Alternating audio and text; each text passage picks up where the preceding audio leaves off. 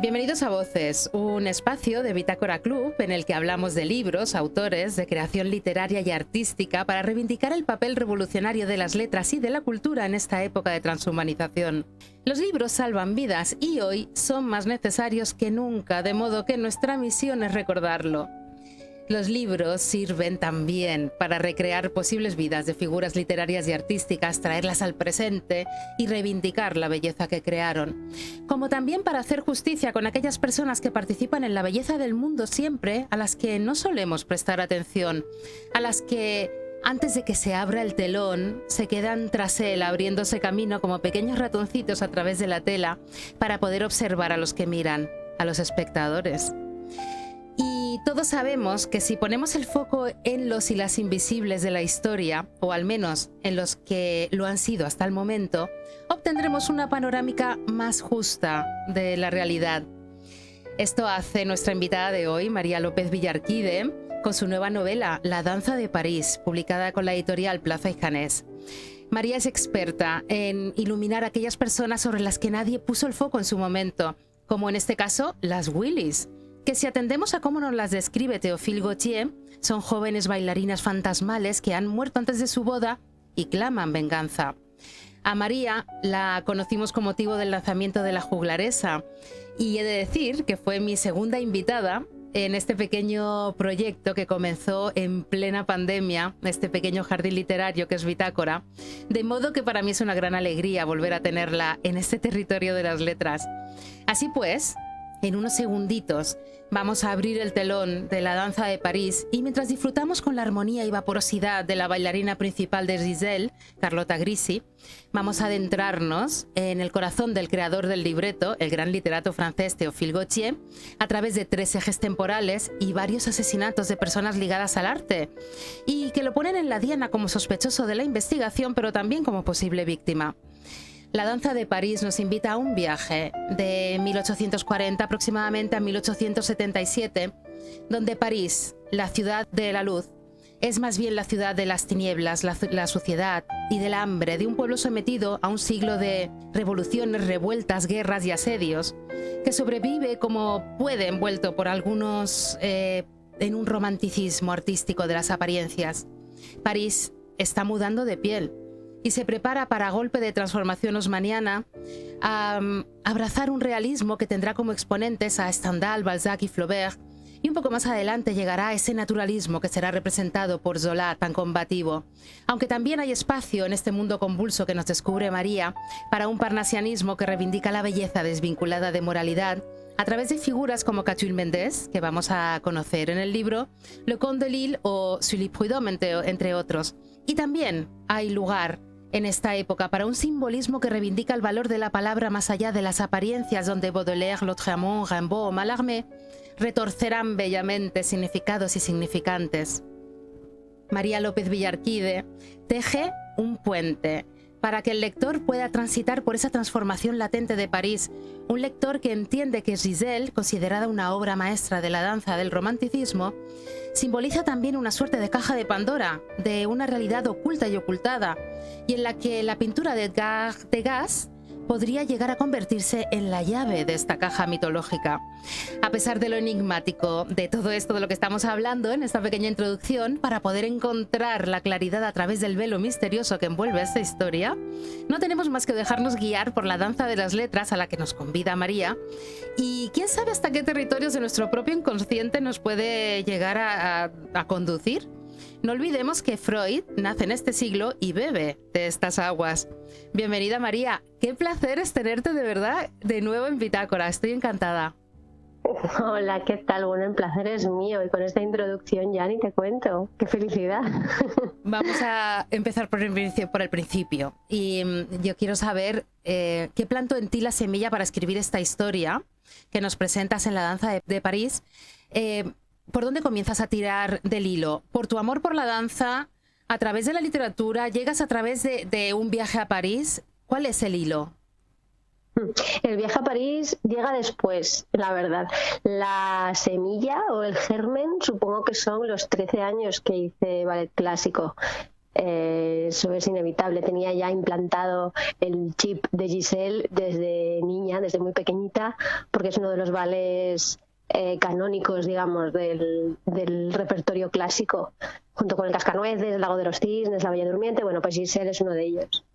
Y la idea para escribir sobre Giselle y convertir el argumento, el libreto de Giselle en una novela, me vino a raíz de un artículo que escribí en el que profundicé un poquito, tiré del hilo, investigué en la versión que hizo Akram Khan del ballet Giselle con el English National Ballet, cuando lo dirigía Tamara Rojo.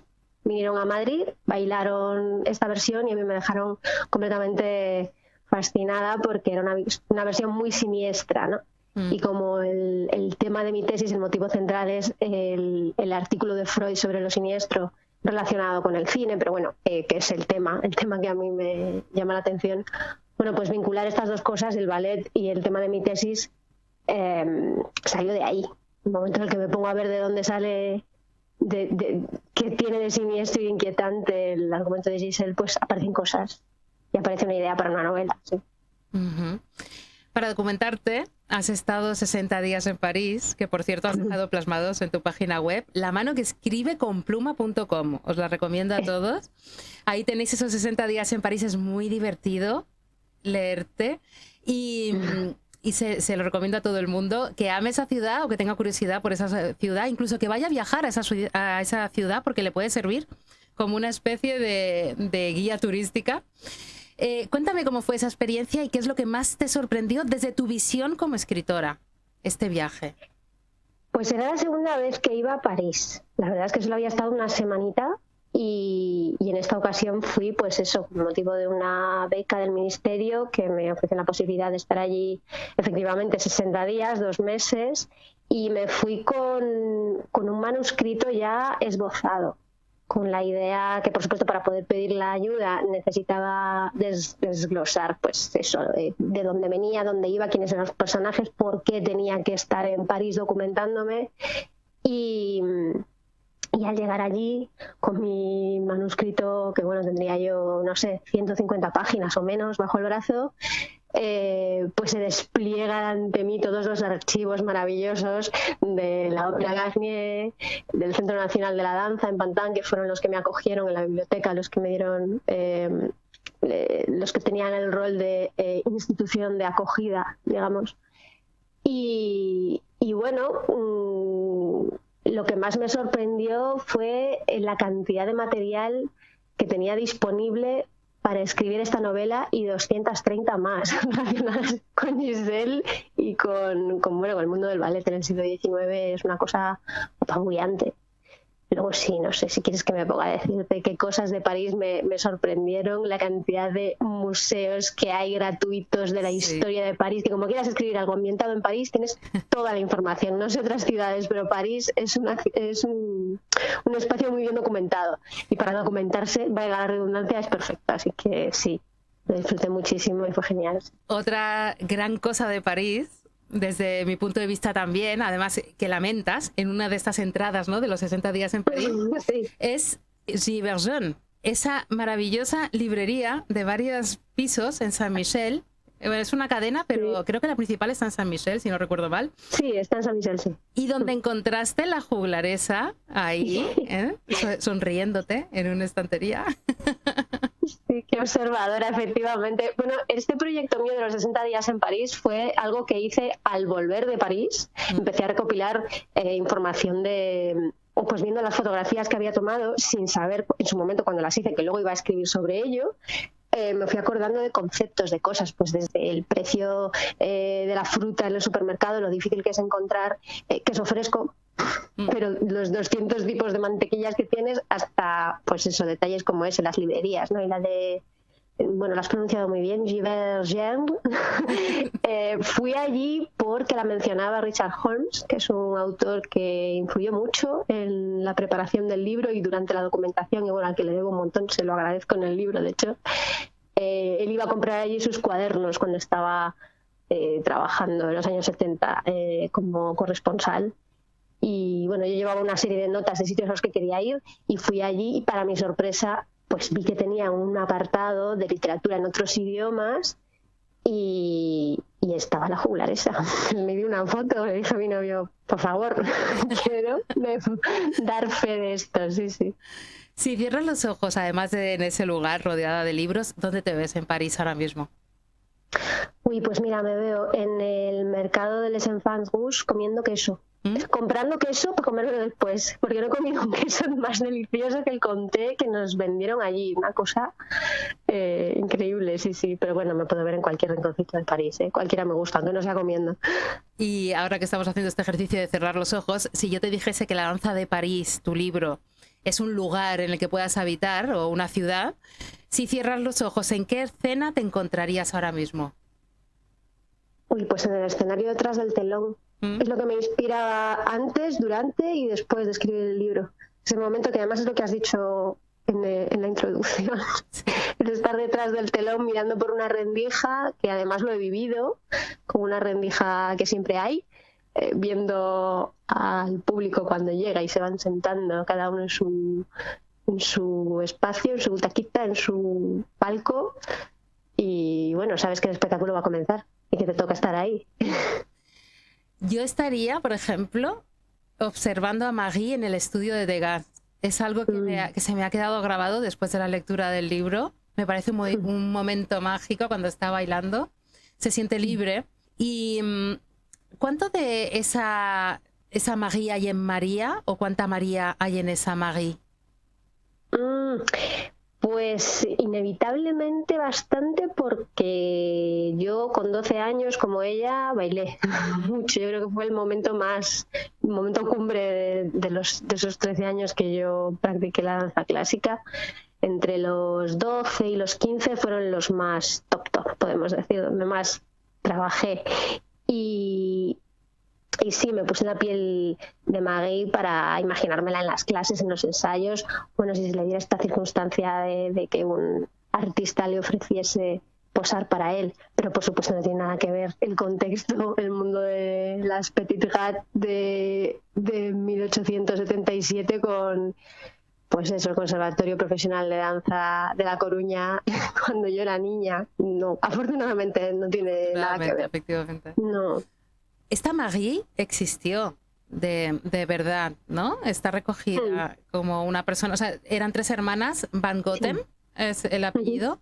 ¿Cómo la descubres y cuándo decides incorporarla a la historia? Esto lo decido en París. Fíjate, yo cuando me fui, lo que te decía antes, con el manuscrito y con la idea del libro y con el proyecto, ya convencida de que, bueno, iba a llegar allí, iba a consultar una serie de, sobre todo la correspondencia de Gautier y demás, pero bueno, llevaba una bibliografía de libros que necesitaba leer. Cuando llego allí y además de las horas que paso en la biblioteca me voy a ver exposiciones y museos, me doy cuenta de que Degas tiene que estar en el libro. Y entonces no es que me estudie la obra de Degas, pero empiezo a ver cuadros y cuadros que ya había visto en mi vida antes, porque está ahí, Degas siempre ha estado. Y bueno, tenía una idea vaga de quiénes eran realmente las modelos de Degas, pero nunca me había interesado de esta forma, ¿no? Ver las bailarinas de los cuadros y el personaje de Marie, la bailarina más famosa de sus esculturas, porque de hecho es la única escultura que él exhibió en un museo.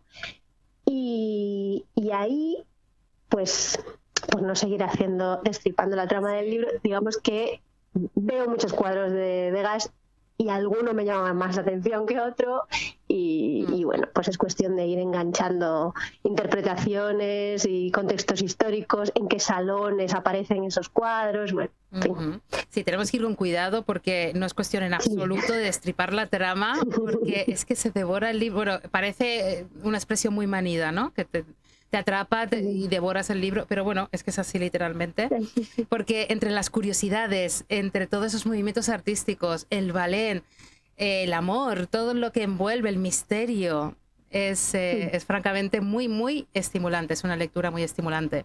Dedicas este libro a todas las Willys que has conocido, a las que bailan y a las que no. No destripemos el libro, pero ¿quiénes son estas Willys metafóricamente para ti? ¿A quién le dedicas tú este libro?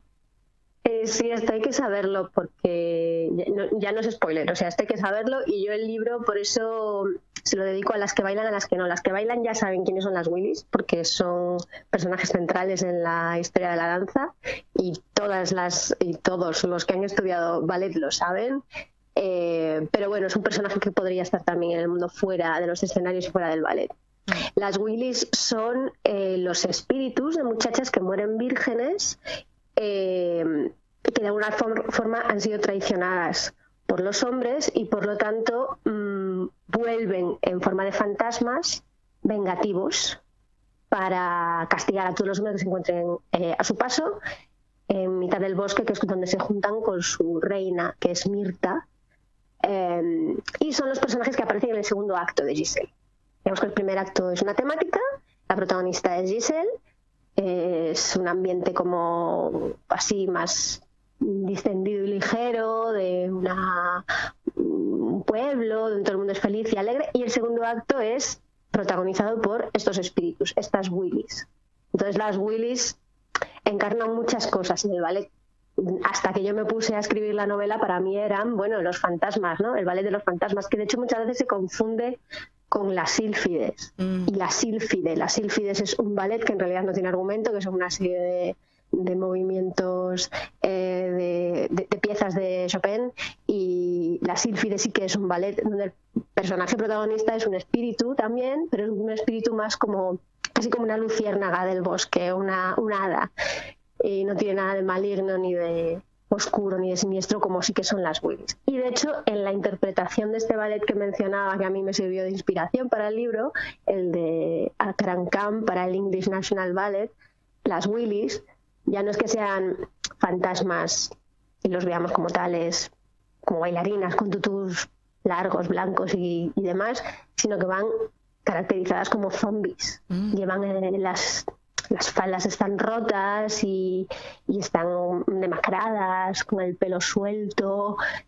Y bueno, es que eso es quizás más acertado, ¿no?, que la imagen de la Willy que vemos siempre con esos tules impolutos y esa coronita de flores, porque también tiene su interpretación la de las flores. Pero bueno, digamos que sí, que las Willy son las muchachas vírgenes que han muerto y se quieren vengar. Sabes que buscando algo de información, resulta que desconocía que hay un área del cerebro que se llama el polígono de Willis, esta vez con 2 L's, por el descubridor. Pero es interesante porque es un espacio que une varias arterias y es una suerte de seguro del flujo sanguíneo, ¿no? Como que propicia el flujo sanguíneo del cerebro, y me parecía muy oportuno y romántico hacer un nexo de unión entre estas Willys que al fin y al cabo cumplen con una función esencial que no es reconocida y por eso a lo mejor es espíritu vengativo. Y este área, este polígono de Willys, digo, se voy a comentar a María, que seguro que vamos, que no lo sabía y que no pensó en ello para su novela, pero que es curioso, que son las uniones después que se hacen después de la lectura. Sí, me parece curiosísimo, no lo sabía y te lo agradezco, este aporte me lo apunto, lo voy a mirar, también lo voy a investigar, porque ahora pero nunca se sabe de dónde viene, ¿no? Que cogen el nombre, porque Willy con una L y con 2 L's hay diferentes formas de verlo, en los libretos, Yo me ceñí a la primera aparición del texto en el libreto tal y cual lo escribió Gautier y tal y cual aparece en el cartel, en el afiche del estreno. Pero luego depende si se dice en inglés, en francés, las adaptaciones, y a veces aparece con 2 L's, o sea que igual es el cerebro, esa conexión. Ese área es como un monigotito. Parece una bailarina con las patitas, con las manitas. Tú míralo por internet. Al principio de La danza de París vemos ese enfrentamiento entre Gautier y Mendes, la oposición estilística entre el romanticismo, que representa el primero, y el parnasianismo del segundo. ¿Tú dónde te encuentras más? Si tuvieses que pujar por uno de ellos, ¿cuál es más afín a ti? ¿Ese Gautier romántico o ese Mendes parnasiano?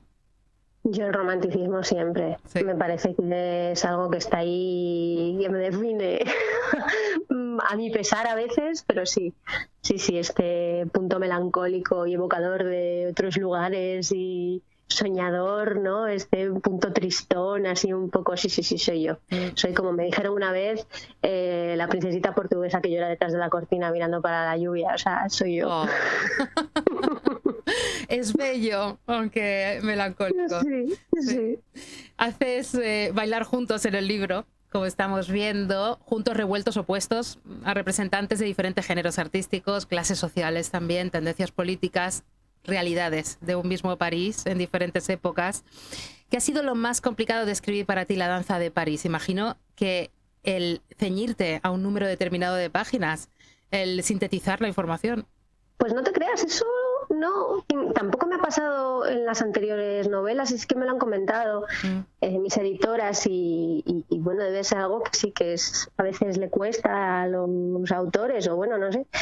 Yo en ese sentido creo que cuando me pongo a escribir tengo bastante claro, según voy escribiendo, el espacio que me ocupa cada cosa, y más o menos en esta novela sabía que tenían que ser capítulos cortitos para que fluyera más, con un ritmo un poco más, sí, como un staccato, digamos, musical, que es un poco musical el ritmo que tiene, de 1, 2, 3, 1, 2, 3, 1, 2, 3. Pero lo que más me costó, no sé si fue lo que más me costó, sí que me resultó complejo en general. Bueno, por supuesto, como siempre, cuando haces un recorrido histórico y te documentas, eso conlleva un trabajo, es elaborado, pero no diría que es difícil, lleva tiempo. Pero sí que me costó ubicarme en el París como ciudad de esas 3 fechas que aparecen en el libro, porque fue un momento de cambio radical, y cuando vas a París ahora a buscar calles que estaban nombradas de una forma en 1840 no existen.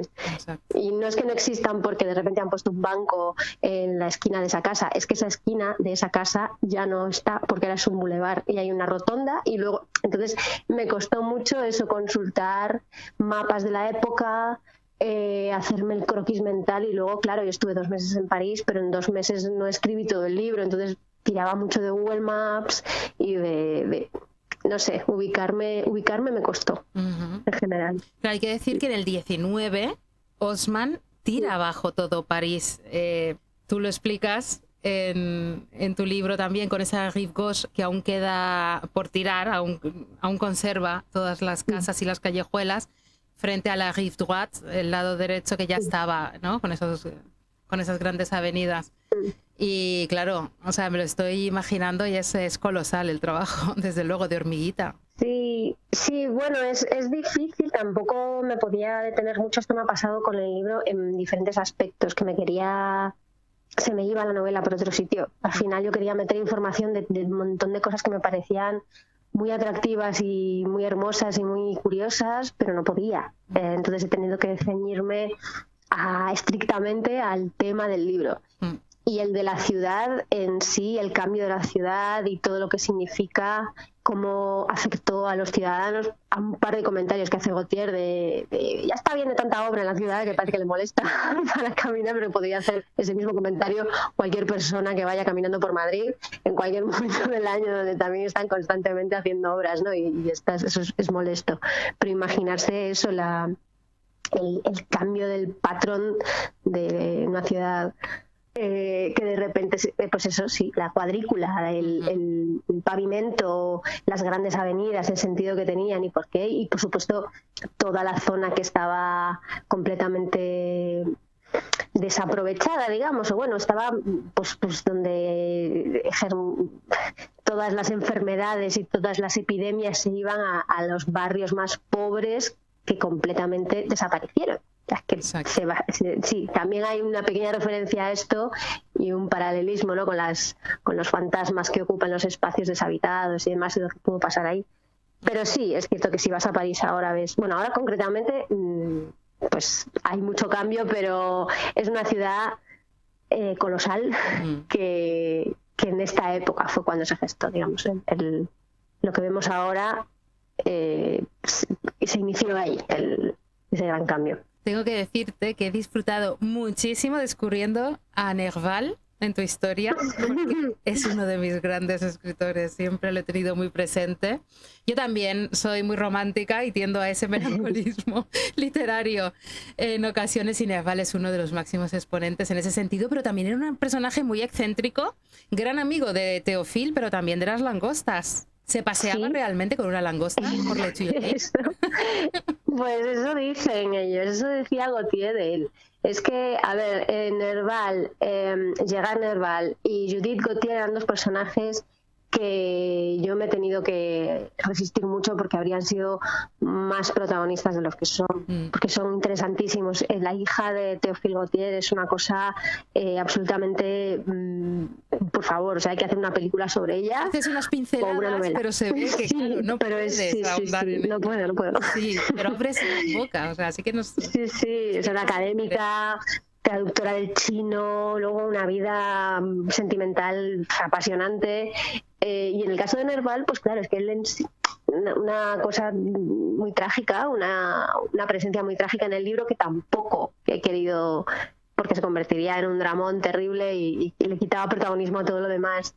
Pero sí que tenía que estar ahí, Nerval. Además está también en un momento que era un gran amigo de Théophile Gautier, pero también tuvieron sus más y sus menos, y fueron compañeros de trabajo y de viaje, pero bueno, tenía que estar. Digamos que es un punto de apoyo y para quien le interese que siga profundizando, pero sí, ahí está. Totalmente, es muy interesante. Conocemos también toda la realidad de las exposiciones de arte de la ciudad y cómo eran cancelados los impresionistas como Manet, uno de los grandes exponentes, ¿no?, de ese impresionismo que estaban haciendo junto a Monet también, Renoir y Cézanne, entre otros. Hay que estar en el lugar adecuado, en el momento adecuado para tener éxito y buenas conexiones. Esto es común también a la literatura y a nuestros días, ¿no? Totalmente, y no solo en el mundo de la literatura o de la pintura, como bien dices, sino en el mundo del ballet, que también está ahí. ¿No? Es uno de los ejes de la historia. Sí, no sé, a mí desde luego me llamaba mucho la atención. Claro, hace muy poquito que se llevó a cabo esta exposición en el Museo d'Orsay, este recorrido del origen de los impresionistas, ¿no? Cómo comenzaron en el estudio del fotógrafo de Nadar, de Félix Nadar, que también aparece en el libro, un poquito se apunta, pero no, tampoco me daba para meterlo con más protagonismo.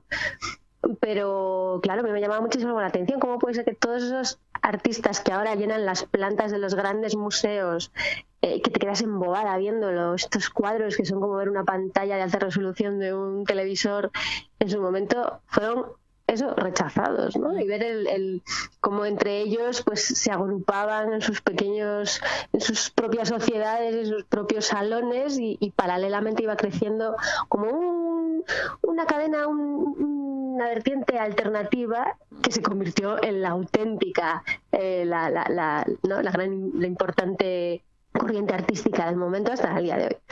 Entonces ponerte ahí en el contexto y decir, bueno, a ver, ¿cómo comenzó esto? ¿Qué pasó? Sin ser ese, ya te digo, tema principal del libro, pero es que está pasando.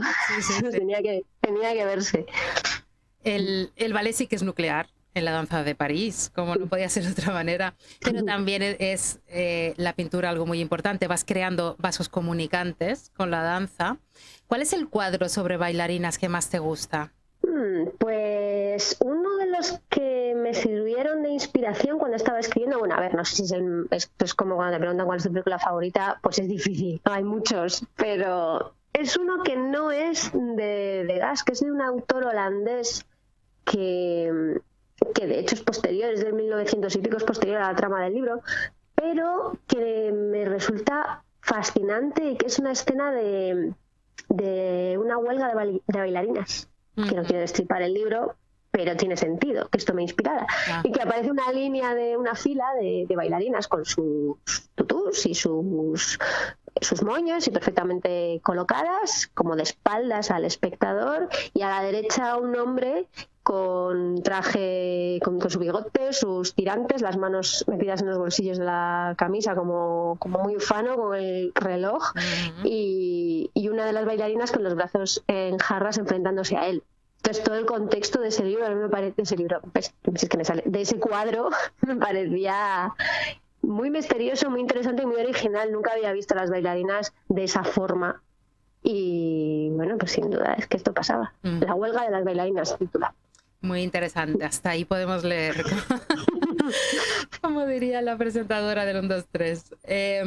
Me ha gustado muchísimo cómo recreas cuadros, como el de la absenta, que tenía presente antes de que llegase ese momento, que no vamos a desvelar tampoco, aquí vamos a dejarlo en el misterio, pero lo tenía presente ya antes porque vas, quieras o no, lo vas aunando todo, ¿no? Y para mí es uno de los cuadros más descorazonadores que he visto en mi vida. Y que sirve también como símbolo de esas sombras de la ciudad de la luz, ¿no? Donde habitaban muchas mujeres y sus hijos, y uno de esos barrios, el de las Lorettes, que describes muy bien. ¿Qué era ese barrio? Pues la iglesia de Notre-Dame de Lorette es una iglesia que se encuentra a medio camino entre el barrio de Ópera y el barrio de Montmartre, y es una iglesia que existe hoy en día, o sea, se puede ir a ver y ahí está. Que en el momento en el que se desarrolla la novela era una zona ocupada prácticamente por prostitutas, a las que llamaban las Lorettes, precisamente porque estaban ahí, al lado de la iglesia. Y eran chicas que, bueno, pues hacían su trabajo ahí en la calle, en ese barrio, porque en los bulevares cercanos a la ópera y ya de camino a Montmartre era prácticamente monte, pero en la zona de la ópera sí que había muchos cafés donde se daban cita, pues intelectuales, pero también, no sé, gente así un poco más de medio pelo, y ellas estaban trabajando allí, en la calle y en los bares. Y bueno, las Lorettes solían ser mujeres que trabajaban, o que eran de familia más bien, porque ellas trabajaban en lo que trabajaban, relacionadas con la iglesia también, eran o hijas de lavanderas o, bueno, familia de la gente del barrio, digamos, y ahí estaban y sigue siendo un barrio que mantiene bastante la esencia de la época. Por supuesto, ya no es una zona de prostitución ni mucho menos, es tremendamente turístico y ya se sabe París como es, pero creo que se puede hacer un ejercicio de... Vamos, yo lo hice, me imaginaba ahí a las chicas, veía la iglesia, que es bastante curiosa porque es como muy grande para el espacio chiquitito en el que está, y está tal cual, entonces, bueno, me imaginaba bien la escena. Théophile, gran amigo de Nerval y su langosta, como hemos visto, también era amigo de Víctor Hugo, crea Giselle el libreto, bajo la influencia de los espíritus elementales de Heine, de Heinrich Heine, una de las obras del propio Gautier, La muerta enamorada, que es anterior, si no me equivoco, que simboliza también la lucha entre el bien y el mal y la difuminación de las fronteras entre el sueño y la vigilia. Y también se basa en uno de los poemas de Hugo, Fantôme, de Les Orientales, que para mí una de las estrofas encierra la esencia de estas Willis, de las que hemos hablado antes, y que traducido sería algo así como murieron 1000, la rosada y la morena, la de la forma gentil, la de la voz de sirena, la que ufana brilló, la que... otro ornato no usó jamás que el virginal recato. Y unido a esto hay una representación, un dibujo de Louis Candide Boulanger, que pueden encontrar nuestros oyentes en internet, sobre Fantôme, que es sobrecogedor también, y que cuando lees La danza de París te sobrecoge aún más y le da más fuerza a la representación. No sé si tienes ese dibujo en mente, porque es de una Willis que muere, entonces está representada, viene la muerte llevándosela. Probablemente lo haya visto y no recuerdo el nombre del artista, o lo haya visto escrito, pero luego como tú lo pronuncias bien y yo lo leo de otra forma, pues no sé, igual sí lo conozco, pero bueno, lo buscaré de todos modos. Te lo pasaré y lo dejaré también para los oyentes que tengan el enlace, porque es verdaderamente muy sobrecogedor y refuerza esa melancolía existente en el libro. A ver, estamos hablando de muchas cosas. No sé si he dejado claro que es un libro, podemos definirlo así como thriller histórico, si tenemos que catalogarlo, pero tampoco... ¿Tú cómo definirías La danza de París? Ay, es difícil, ¿eh? Yo diría que es un thriller, pero... es un thriller que bebe del mundo artístico. A veces el ballet y la pintura están de telón de fondo de una historia que no deja de estar protagonizada por por una serie de asesinatos y la resolución de esos asesinatos, pero otras veces es que el tema me parece que es más el argumento del ballet y el motivo de los cuadros, y que esa serie de asesinatos es lo que está detrás. Es casi un Entonces está un poco ahí a medio camino entre las dos interpretaciones. No creas, fue difícil con mis editores como cuando trabajamos esto, porque al final en el sello tienes que tener claro en qué cajita metes tu libro, y yo tenía muchas cajitas. Digo, es que thriller, es histórica, es romántica, no sé. O sea que no te puedo responder de forma tajante. Las fronteras tú también en tu historia. Sí. Yo he visto aquí además a la juglaresa en La danza de París, sí, porque otra de las inspiraciones de Gautier para escribir el libreto de este ballet del que estamos hablando, de Giselle, son los viajes que hacía, ¿no? Y en un viaje a España encuentra a una aguadora y dice: en Madrid tuvo ocasión de conocer la llamada Escuela Bolera, en pleno recorrido por la carrera de San Jerónimo, en donde una simpática aguadora, que no dejaba de llamar la atención de los transeúntes con sus voces, lo sorprendió con una danza que inmediatamente le recordó a la figura etérea de Carlota Grisi, la principal del ballet. «Ole esas caderas, muchacha».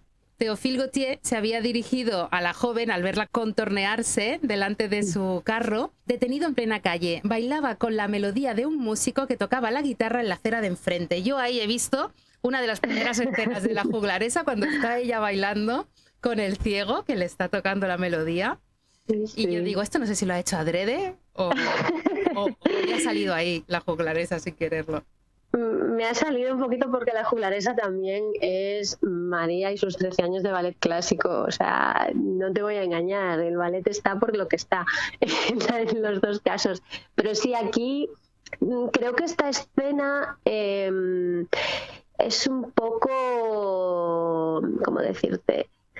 No es que me la haya inventado al 100%, pero sí que yo pensaba, vamos a ver, Gautier volvió de un viaje por España, porque estuvo, yo creo que fueron 5 meses, 4 meses, estuvo bastante tiempo, en septiembre, y decide escribir el libro, vamos, en junio del año siguiente se estrena Giselle, pero él primero lo escribe, y Adolphe Adam compone la música y la coreografía, en fin. Entonces, como que una cosa estaba muy cercana a la siguiente. Yo me imagino estas experiencias de Théophile en el viaje por España, que es un libro también divertidísimo por momentos, cuenta cosas, se recrea mucho en la comida y en los hoteles en los que estaba y cómo reaccionaba la gente a los espectáculos y demás. Pero, claro, no deja de ser España, y España en ese momento además era el carácter, el folclore, influyó mucho y tenía mucho peso en la ópera de París. Antes de Carlota Grisi, que de hecho es que no era, debutó como bailarina, como gran estrella, se convirtió en una gran estrella a raíz del estilo de Giselle, pero antes apenas nadie la conocía, no había hecho gran cosa. Pero sí que como estrella y bailarina principal de la ópera de París estaba Fanny Elsler, una bailarina austriaca, también se menciona en el libro, pero es un poco por encima, que se hizo famosa bailando en la ópera de París la cachucha, que era un baile típicamente español y folclórico con castañuelas. Podemos relacionarlo con la escuela bolera, no es exactamente lo mismo, pero sí que... Y entonces a mí me llamaba la atención cómo les gustaba tanto este aire folclórico y español en el contexto de la ópera de París, que es lo más académico y cuadriculado, y bueno, sobre todo en el caso de Fanny Elsler, que ni siquiera era española, que era austriaca y que bueno, se fue de gira poco antes de que llegase Carlota Grisi a la ópera de París, nunca más volvió. Pero bueno, esa es otra historia. Otra historia que quizá, pues en algún momento, María rescate por ahí y luego empiece a crear esos afluentes que van comunicando entre personas y personajes. Por sí, es lo mío. ¿No? Tú tienes un don para eso. Como hemos dicho, hay una serie de asesinatos, ¿no? Y si hablamos de asesinatos, hablamos de investigación, y si hablamos de investigación tiene que haber investigadores. Y uno de ellos, que es muy carismático sin quererlo, es Doutet, Marcel Doutet, que no tiene cultura artística en principio y sin embargo se queda embriagado ante la belleza del Pífano de Manet, que está en Orsay. ¿Llegaste a verlo cuando fuiste a París? Sí, sí, sí, por supuesto. Me encanta. Me Y te encanta. Yo pasó también algo me así quedé como el como síndrome él. de Sí. Stendhal. Sí, sí, sí. Sí, además me parecía bonito que fuese un personaje así un poco instruido, que no tiene mucha idea, ¿no? Que dice, ¿qué es esto que tengo aquí delante? Que de repente se fije en ese cuadro que precisamente fue uno de los rechazados, ¿no? Mm. Y que dijera, pero qué bonito es esto. Es muy gracioso. Hay puntitos con este personaje, tiene sus puntos de comicidad. Cuando le dicen, tú no estás aquí para sacar conclusiones, ¿no? Entonces él se lo repite, dice, total, yo no estoy aquí para sacar conclusiones. Sí, pobrecito, sí. Bueno, le quería dar también ese punto de observador objetivo que no conoce a nada ni a nadie, no sabe nada directamente del... bueno, ni siquiera vive en París, él llega de un pueblo y, bueno, empieza a trabajar en la comisaría y le van pasando cosas pero que tampoco sabe, no tiene bagaje cultural, entonces tampoco conoce a Théophile Gautier, que en ese momento sí que era un autor bastante reconocido y de prestigio y por supuesto no sabe absolutamente nada ni del ballet ni de la pintura. Entonces era perfecto para que de alguna forma el lector que tampoco conoce el mundo del ballet, porque al final la pintura sí que es más popular y más reconocible, pues se sintiese identificado y fuese con él, ¿no? Entrando en el mundo de Giselle de la mano de este policía que se va sorprendiendo y que va viendo que entonces este señor está aquí, ahora tomo un café con este otro, espera, entonces va a este sitio. Sí. Bueno, y va a hacer una gran aportación sin darse cuenta, luego estar orgulloso. Sin darse cuenta, sí. La muerte, obviamente, está presente en la novela a través de esos cadáveres que van apareciendo, pero igualmente, como denuncia cuando nos describes el mercado de Leal en el siglo XIX y dices la muerte estaba allí también, en medio del lugar más lleno de vida en el que podía zambullirse, que es difícil, ¿verdad? Imaginarse Leal tal y como están actualmente en París, con esos pollos decapitados, sangre, vísceras. Qué maravilla. Sí, sí, a ver, también era otra zona de la ciudad que tenía que aparecer en el libro, porque además en ese momento era el centro neurálgico, yo creo, de donde salía todo. Pero claro, es imposible. Uno puede hacer el esfuerzo y sí, lo ve, pero es que ahora se ha convertido en un centro comercial bajo tierra, queda la iglesia al lado y lo que es ahora el Museo de la Bolsa, pero Leal tenía que ser algo impresionante. Lo vemos en películas, ¿no? Queda todavía el recuerdo y hay cuadros y eso es lo que a mí por lo menos me ayudó a imaginármelo, calcular, como te decía antes, ¿no? El espacio físico de la ciudad desde el punto de vista arquitectónico, lo que ocupaba, todas las calles que ocupaba, y es pues toda la zona del Pompidou, todo lo que le llaman ahora creo que es el Forum. Bueno, Leal es mucho más de lo que ahora se llama Leal, ¿no? Era un mordisco grande de la ciudad. Sí. Y claro, pues tenía que estar ahí. Sí que es cierto que hay un cuadro en concreto que está en el Petit Palais, que es el Museo de Bellas Artes de la ciudad, que es completamente gratuito y imprescindible de visitar en París, que representa el mercado de Leal. Es enorme, es como, no sé, como uno de estos cuadros que están en el Museo del Prado, según se entra, bueno, un cuadro de tamaño gigante, y sí que hasta uno se planta delante del cuadro y hasta oye a las gallinas y a la gente gritando y al otro empujando el carro con la carne y, sí, así tiraba de la imaginación. Sí. Totalmente, nos lo has transmitido así además en la danza de París. Eso es muy interesante también la novela, por eso tiene muchísimas áreas de interés que van comunicándose. Difuminas también. Tú has jugado mucho en esta novela, en la danza de París, te lo has tenido que pasar muy bien, porque juegas con el lector mucho, difuminas esas fronteras entre las diferentes manifestaciones artísticas, como estamos diciendo, el ballet con la pintura, pero también con la literatura, evidentemente, pero también con las propias obras de Théophile Gautier y la existencia del autor. Lo haces prácticamente protagonista de su obra Mademoiselle de Maupin en su aproximación al amor. Ese otro gran tema de tu novela, por eso decías que si era romántica, efectivamente tenemos ahí una pasión, tenemos varias maneras de aproximarse al amor. Tú también tienes esa aproximación como la de Grisi, de que el único amor que se puede mantener, que es también la de Maupin, la de la protagonista del libro de Gautier, el único amor que se puede mantener en el tiempo es el que no se materializa, el que se convierte en una suerte de quimera? Creo que alguna vez he llegado a sostener esa teoría, no sé si la mantengo ahora mismo porque no es mi situación, la Quedaría verdad. mal también, ¿sabes? Quedaría mal y sería completamente falso. Pero sí que es cierto que bueno, tratas de entender al personaje y a todas esas... Como te decía al principio, lo que escribió Richard Holmes sobre Gautier me ayudó mucho. Luego hablé con él y compartí así como sensaciones a la hora de estar en París investigando, y tratas de empatizar, te quieres meter ahí en la piel y te llegas a creer, ¿no?, las cosas, a sentirlas igual. No sé si es algo necesario para poder escribir sobre ello, o bueno, es que yo soy muy intensa y muy romántica y me empapo, pero casi como una actriz, digamos, me voy a meter en el papel y lo vivo yo también. Ujú. Pero bueno, en el caso de Théophile Gautier, a ver, él tenía una visión, para empezar, de las mujeres, su relación con ellas, bastante curiosa y no sé si la aprobaría todo el mundo. Era muy... ¿cómo decirlo?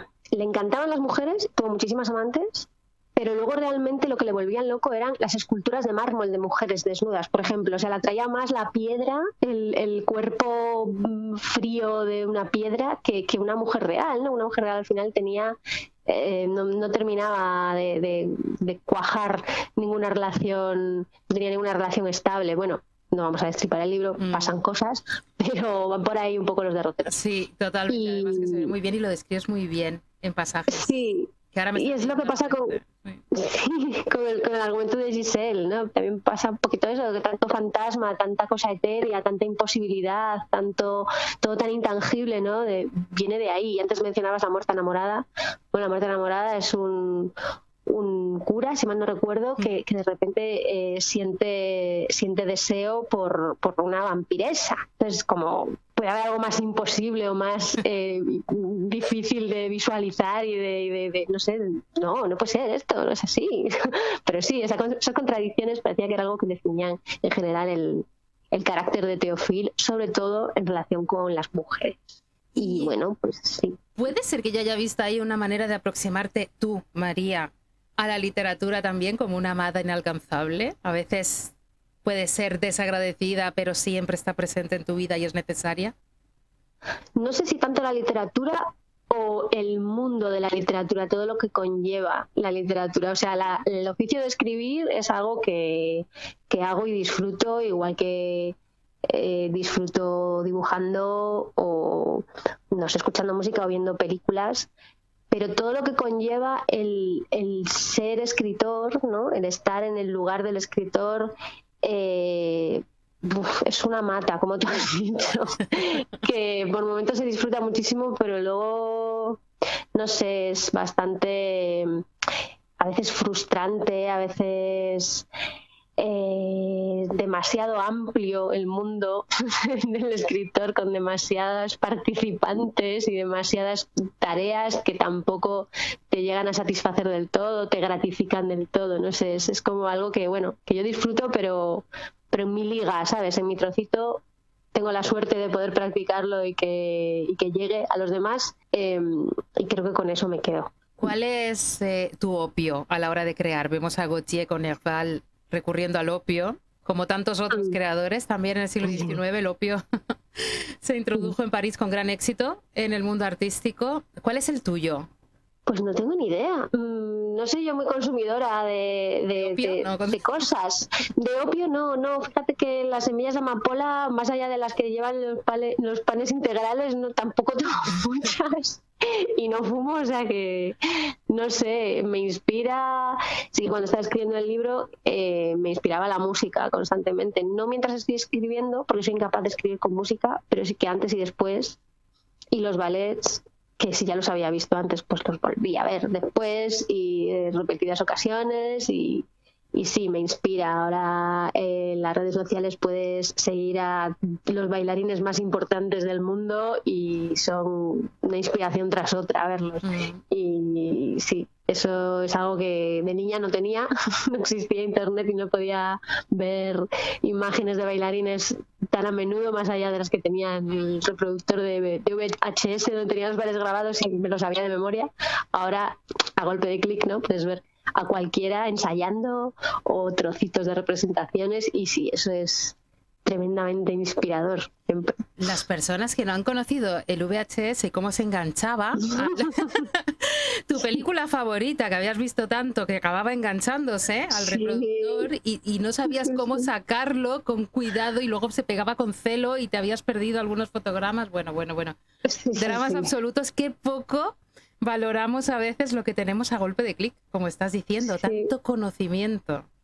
No, vamos, en el caso del mundo del ballet, que no deja de ser una disciplina artística y por tanto practicada por gente obsesiva y apasionada, que todo el material que le puedas dar relacionado con lo que le gusta nunca es suficiente. Y yo recuerdo que de niña, si yo iba a tener internet de niña, todo lo que hay ahora me vuelvo loca. Yo veía, nos fotocopiábamos las imágenes, las fotos de Sylvie Guillem y las poníamos en la carpeta y nos las pasábamos de unas a otras entre las compañeras, pero es que ahora tienes todo el material que quieras, ¿no? Y los ves bailar, están ahí en tu teléfono, es una cosa totalmente tremenda. Sí, estás, a lo mejor es un poco pronto, pero conociendo un poco tu espíritu también obsesivo a nivel creativo, porque yo creo que no puedes dejar de escribir. ¿Estás en algún nuevo proyecto del que nos puedas decir algo o alguna pista, o vas a rescatar algunas ratillas más de la historia? Tengo proyectos en la cabeza, pero ahora tengo muy poco tiempo para irme a ellos porque mi vida ha dado un giro importante profesionalmente y personalmente y no tengo tiempo, pero sí que tengo ganas e ideas en la cabeza para ponerme a escribir. Puede que alguna de estas ideas, pero no sé si se materializará, tenga que ver con el ballet, porque una vez que empiezo tengo que seguir, porque me ha encantado la experiencia de volver a mi niñez, al momento en el que bailaba y cómo me sentía, y ahora tener la oportunidad de escribir sobre ello, investigar y profundizar. Esa es la parte freudiana. Sí, totalmente. Y luego tengo más proyectos y uno de ellos es distinto, es de cuentos, de relatos cortos. Estoy ahí apuntando cosillas, pero bueno, por lo que tú dices, que siempre tengo que estar escribiendo algo y lo disfruto, además de lo que escribo en mi blog, que ya nombraste antes, que eso está ahí siempre, todo el año. Siempre que pienso en tu blog, pienso en la mano que mece la pluma. Sí, la mano que mece la cuna me sonaba igual, pero yo es que cuando empecé a escribir el blog, allá por el 2009, cada entrada que hacía previamente la escribía en una libreta, y yo en esa época es que escribía con pluma, entonces me vino muy ad hoc, digamos. Ahora ya no, ahora ya escribo las entradas directamente en el teclado del ordenador, pero en su momento primero las escribía, y tengo todavía los cuadernos con las entradas en pluma, y luego las pasaba, así que es la mano que escribe con pluma.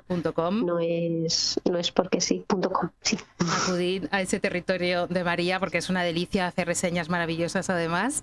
Y recordar que la mano que escribe con pluma es la mano que mece también la cuna y que va a dominar el mundo en algún momento. Que domina el mundo, totalmente. En Bitácora consideramos, María, que la libertad se halla en el conocimiento, de modo que antes de dejarte volar a otros territorios te tenemos que agradecer, mis personalidades y yo, porque yo no sé por qué hablo en nos siempre, en primera persona del plural, soy yo sola aquí, pero muchísimas gracias por habernos acompañado, incluyo también a los oyentes que nos estén escuchando, este ratito tan agradable. Muchas gracias por todo lo que descubrimos, cómo disfrutamos tu literatura. Yo la disfruto muchísimo, María. La danza de París es una historia embriagadora, es divertida, estimulante. Es un libro puerta de los que llamo. Te apetece ir más allá, ir a descubrir, ir a ver el ballet ahora de Giselle, ¿no? Para intentar pues encontrarle más flequitos al hilo que teje esta historia maravillosa. Así que muchísimas gracias por haber vuelto aquí a Bitácora. Esta es tu casa, es tu tierra para cuando quieras, y sigue escribiendo, por favor. Muchísimas gracias a ti. Bueno, me lo he pasado muy bien escribiendo el libro y esos 2 meses que pasé en París documentándolo, pero en este ratito de entrevista también. O sea que muchísimas gracias. Vamos alargando los disfrutes. Muchísimas gracias. Muchos éxitos, María. Gracias. Chao.